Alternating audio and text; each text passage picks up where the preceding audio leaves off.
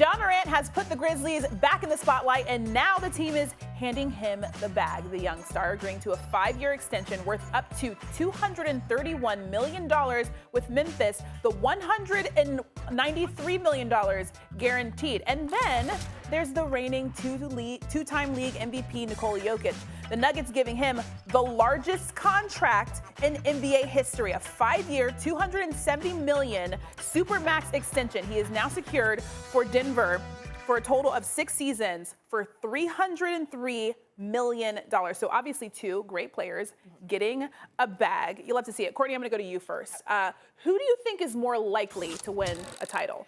Joker or Ja? I say it's Nikola Jokic because last season got a giant I for incomplete from me because this is a team that won 48 games in spite of not having Jamal Murray because of injury for that big stretch. And same thing with Michael Porter Jr.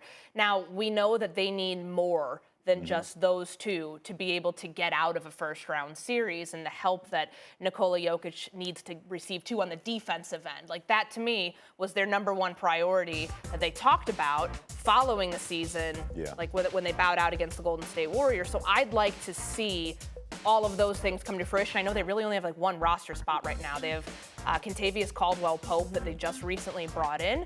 And I say this with the benefit of the doubt that this means that Kevin Durant's not going to Denver, because I think there's way too many things that would need to happen. I don't think that there are actually things that could happen, because when I mentioned Murray and Porter Jr., Denver couldn't do that deal because of the rookie extension thing, unless they did something.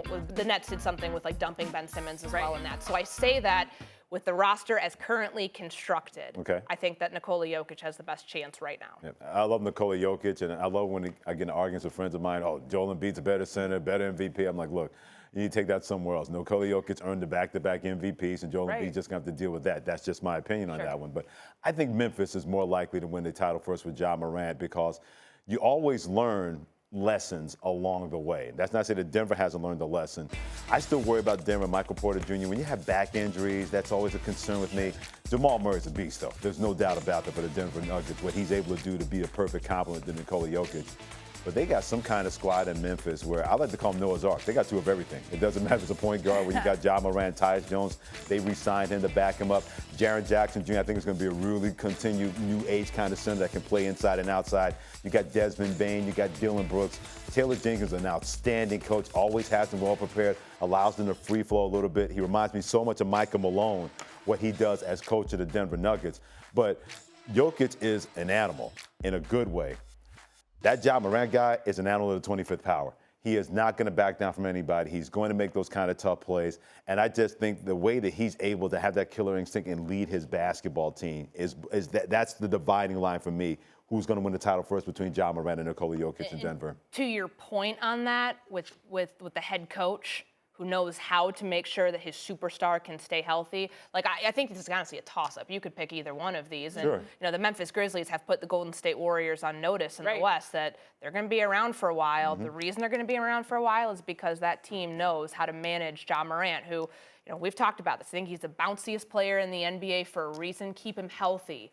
And the head coach knows, Taylor Jenkins knows how to do that. He's talked about that, not sacrificing the right now for the long term when it comes to Ja Morant. And Ja Morant's got to do the same thing, too.